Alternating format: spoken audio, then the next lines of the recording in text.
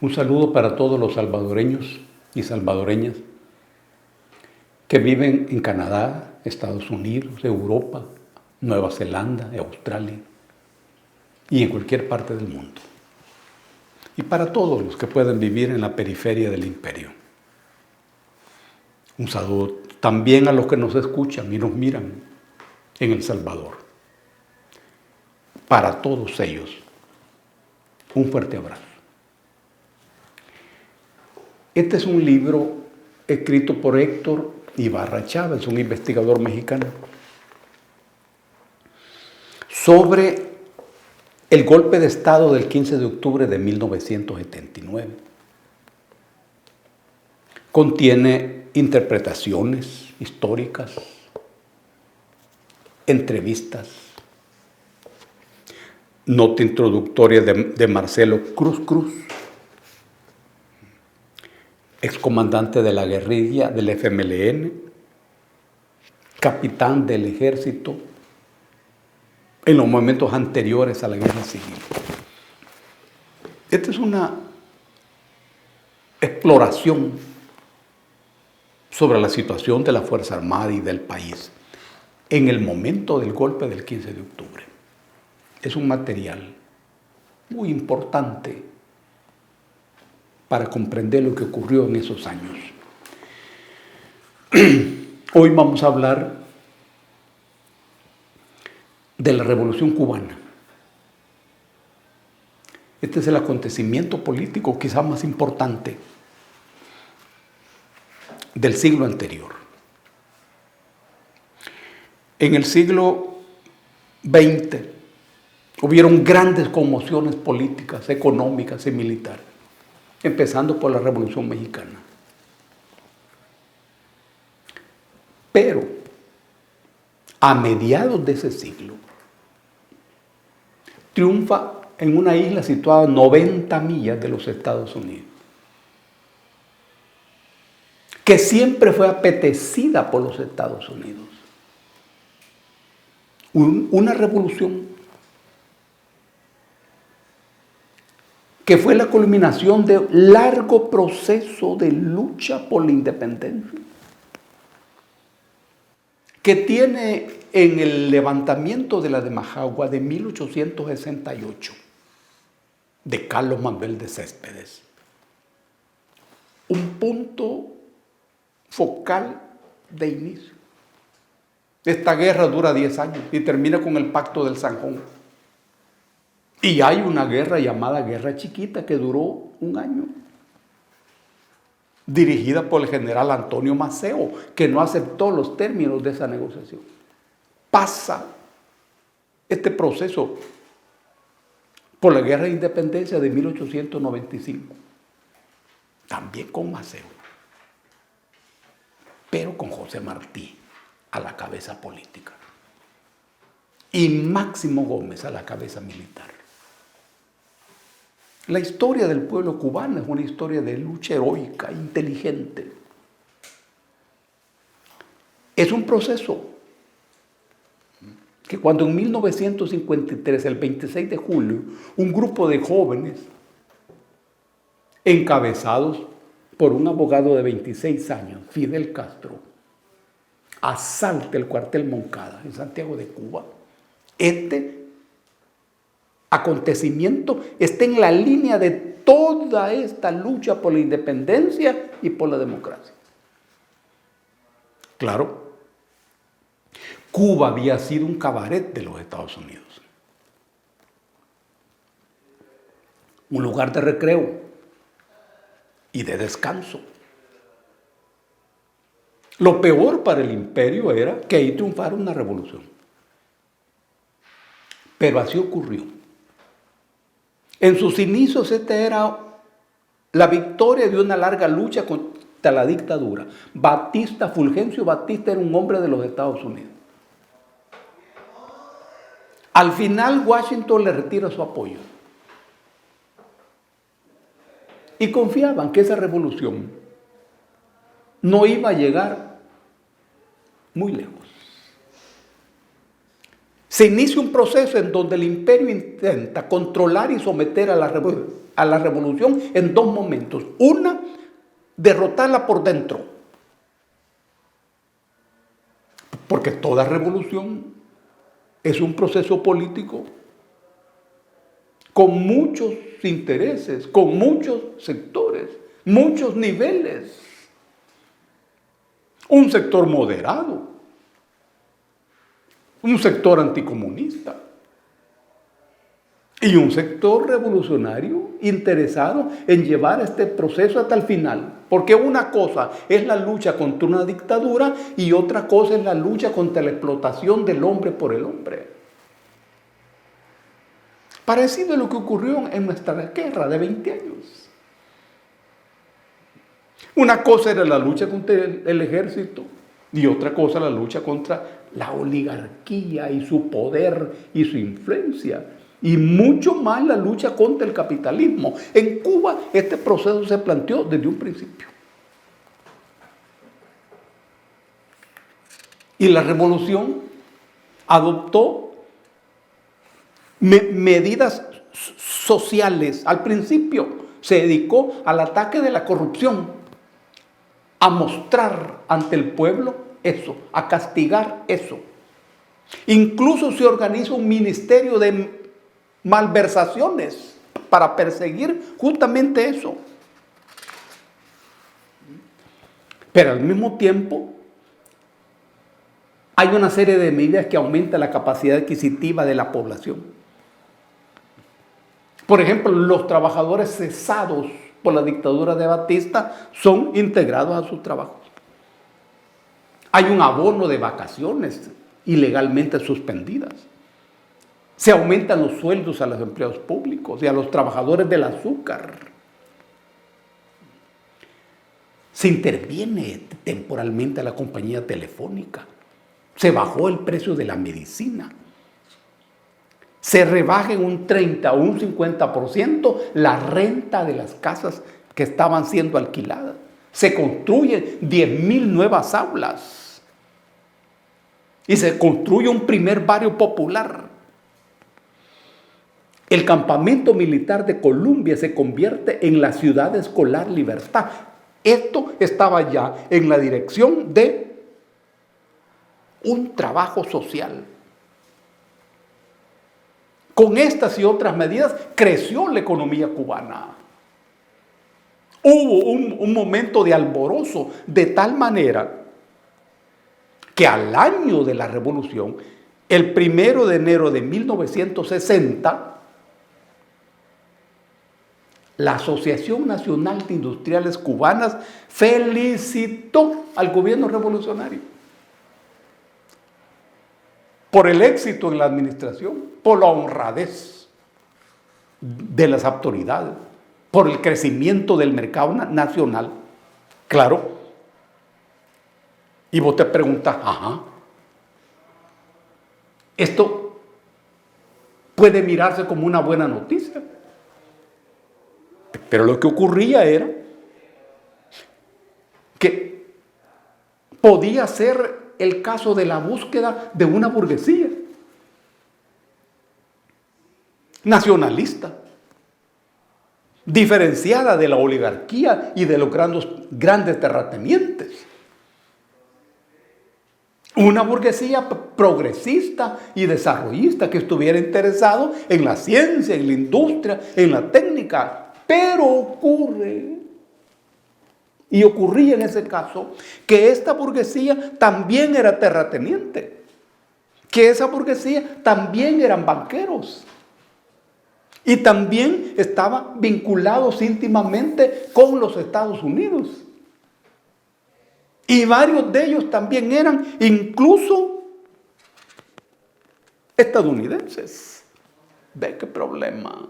Ahora bien, el 17 de mayo de 1959 ocurre en ese proceso el parteaguas de la reforma agraria. Se da la ley de la reforma agraria. Esta medida fue fundamental en ese proceso. Se estableció 402 hectáreas como tenencia máxima de la tierra. Acordate que aquí en el país, en el artículo 105 se establece que 245 hectáreas es lo máximo. Y nosotros tenemos 20.000 kilómetros cuadrados. Cuba tiene 111.000 kilómetros cuadrados de extensión. 410. Luego, a los arrendatarios de tierra se les dio la tierra. A los subarrendatarios, a los precaristas. Se estableció que los extranjeros no podían tener tierras en Cuba. Y que las compañías azucareras debían tener solo dueños cubanos. Esta ley desató el choque con el gobierno estadounidense. Y que incluso había reconocido al primer gobierno de Manuel Urrutia. Y ya en julio de 1959 se considera que Washington había preparado el plan para derrocar a Fidel. Trujillo, el presidente de la Dominicana, también organiza invasión. Y había dentro del gobierno cubano una serie de movimientos conspirativos. Del mismo movimiento 26 de julio, que podemos suponer que como ocurre en esos casos, hay diferentes grupos, diferentes personas y diferentes tendencias. Así como ocurría en el FMLN, exactamente igual. Este es una especie de proceso que culmina con el levantamiento en Camagüey de Huber Matos, que es arrestado el 21 de octubre de ese año. Se puede pensar que allí se agote el esfuerzo por agotar a la revolución por dentro. Y Estados Unidos levanta una política abiertamente contrarrevolucionaria. Desde afuera y desde adentro. Y como ocurre en los procesos sociales, se inicia una radicalización de ese proceso. Siempre es así. La radicalización se expresa en las medidas adoptadas, en los cuadros que toman las medidas, en la ruta y el destino de la política que se adopta. Así pasó en Cuba. El Che es nombrado director del Banco Nacional. Se fortalece el Ministerio de Recuperación de Bienes Malversados. Y en septiembre del 59, una delegación militar cubana viaja a la URSS en busca de acuerdos. A esta altura, la CIA estadounidense estaba facilitando entrenamiento, armando las fuerzas para derrocar a la revolución, ya con el apoyo de burgueses y terratenientes y sectores adinerados. En marzo de 1960 estalla en el puerto de La Habana el barco Le Coubre, que llevaba a Cuba armas belgas. Ya se respiraba. Estados Unidos decide el 17 de marzo de ese año intensificar el entrenamiento de centroamericanos para invadir a Cuba. Y en abril de 1960 se expropia la United Fruit Company. Esto dentro de este proceso de radicalización. Es que cuando hay un proceso político que rompe la lógica anterior y ese proceso empieza a caminar, no tiene más camino que profundizar la política y la reforma. Así pasó en Cuba. En abril del 60 se expropia las tierras del United Fruit Company. Si los compañeros entienden que había que ponerse de acuerdo con Washington, esa revolución hubiera sido derrotada.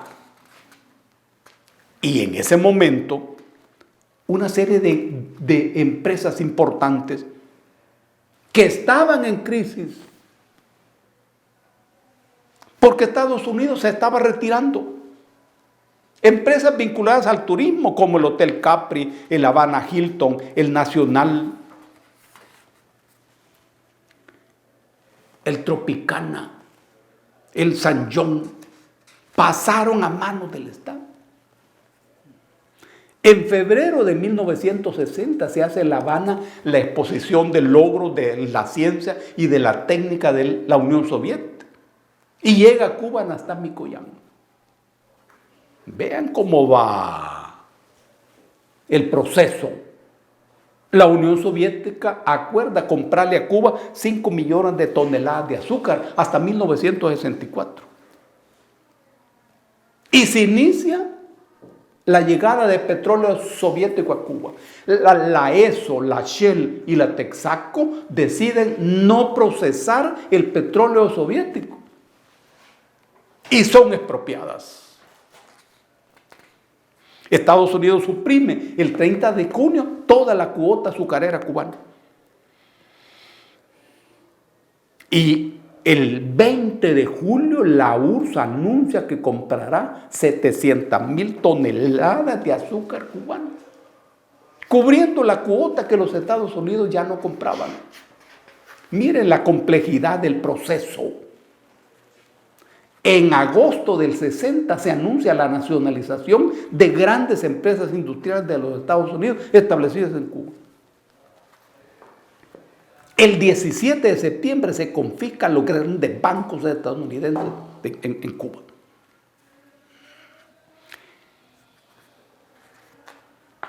En octubre del 60 se aprueba la ley de reforma urbana, destinada a dar a la gente que vivía en las ciudades la propiedad de las casas que estaban alquilando, pagando un canon arreglado. De tal manera que entre 5 y 15 años se convirtieran en dueños de esas casas. A los propietarios de las casas se les estableció una cuota permanente, equivalente a $600. Estados Unidos prohíbe la exportación a Cuba. Ninguna mercancía estadounidense llegaba a Cuba. Este era un proceso de radicalización de la revolución respondiendo a la política injerencista de los Estados Unidos. En ese momento se acentúa la salida de cubanos para los Estados Unidos. Todo este proceso de agresión contra Cuba culmina en la invasión de Girón, por Playa Girón, en abril de 1961. Esta fue derrotada. Una derrota histórica del imperio. E inicia entonces el bloqueo. Bloqueo es el nombre que se le suele dar a una serie de políticas y de medidas que Estados Unidos impone contra Cuba. Esas políticas le han costado a Cuba inmensas cantidades. Desde abril del 2019 hasta diciembre de 2020, el daño económico generado por ese bloqueo se calcula que llega a 9,157 millones de dólares. En un año, lo repito, 9,157 millones de dólares. Un estimado de 436 millones de dólares mensuales.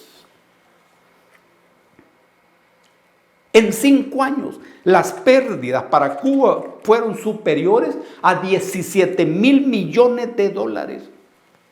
En 60 años de revolución, el bloqueo ha generado a Cuba un daño de 147,000 millones de dólares.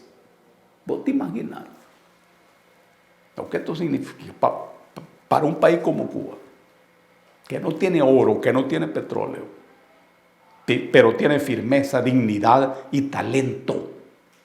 Esos son los costos.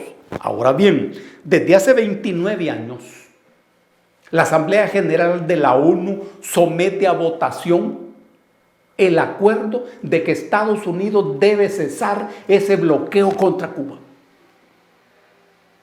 Y esa votación se ha ganado permanentemente. Este año, el 23 de junio, en la 29 ocasión, Cuba volvió a ganar esa votación. 184 países votaron a favor. 2 países votaron en contra: Estados Unidos e Israel. Y 3 países se abstuvieron: Colombia, Ucrania y Emiratos Árabes Unidos. Es significativo, porque para el caso Colombia es aliado mortal de los Estados Unidos, Ucrania también.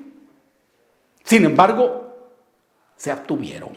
Hay 4 países que no votaron ni a favor ni en contra. Estamos hablando de Moldavia, de la República Centroafricana, de Myanmar y de Somalia. Vean la votación. Ahora, ¿y Estados Unidos respeta ese mandato, esa votación? Jamás. Jamás. Es una derrota moral del imperio estadounidense y una victoria política y moral de la revolución cubana. ¿Y cuál es el delito de Cuba? ¿Y cuál es el delito de la revolución de los cubanos? Como digo en una ocasión Fidel, estar allí, mantenerse allí y mantener la revolución en pie a 90 millas de los Estados Unidos. Cuba representa un ejemplo para el mundo, un ejemplo para todos aquellos pueblos que emprendan el camino de su liberación. Porque, como dijo Simón Bolívar en una ocasión, América Latina está tan lejos de Dios y tan cerca de los Estados Unidos. Bolívar, con mucha clarividencia, miró ese destino de nuestros pueblos. Por eso los procesos políticos de nuestros pueblos han de ser necesariamente antiimperialistas. Ningún proceso puede esperar que un imperio lo favorezca, lo comprenda o lo apoye. Necesariamente el antiimperialismo ha de estar presente con estrellas en la frente. Es decir, los procesos políticos han de mirar lejos, pero han de saber dar los pasos adecuados, teniendo muy claro hacia dónde van esos procesos. Nuestro país es un ejemplo de eso. Es una lucha permanente. Incluso se libró una guerra de 20 años, solo para resolver un punto, el de la dictadura militar de derecha. No es cualquier cosa.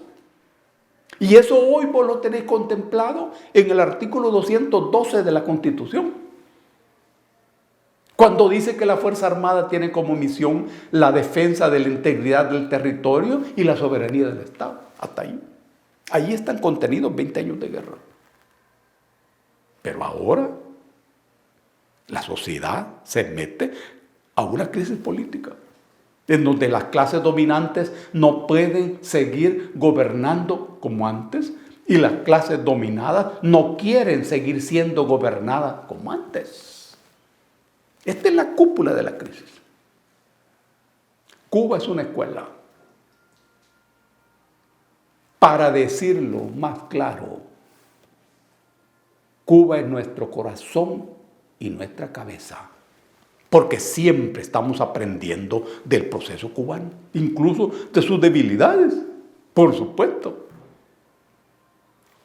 Y el corazón, por el ánimo, por la entereza, por la firmeza y la capacidad de resistencia. Sin renunciar jamás a los principios. En este espacio vamos a seguir examinando procesos políticos latinoamericanos. Vamos a ver la guerra de Tenochtitlan de 1520, que enfrentó a Hernán Cortés con Cuauhtémoc y otros procesos revolucionarios. La situación de Centroamérica. Todo eso está en mente. Incluso el golpe de 1979 le podemos dedicar un programa. En fin, trataremos de someter al conocimiento y a la discusión la lucha política de nuestros pueblos. Este es un momento clave para todos nosotros. En el mundo hay un choque de placas tectónicas y hay otras posibilidades. Un abrazo para todos y para todas. Cuídense mucho.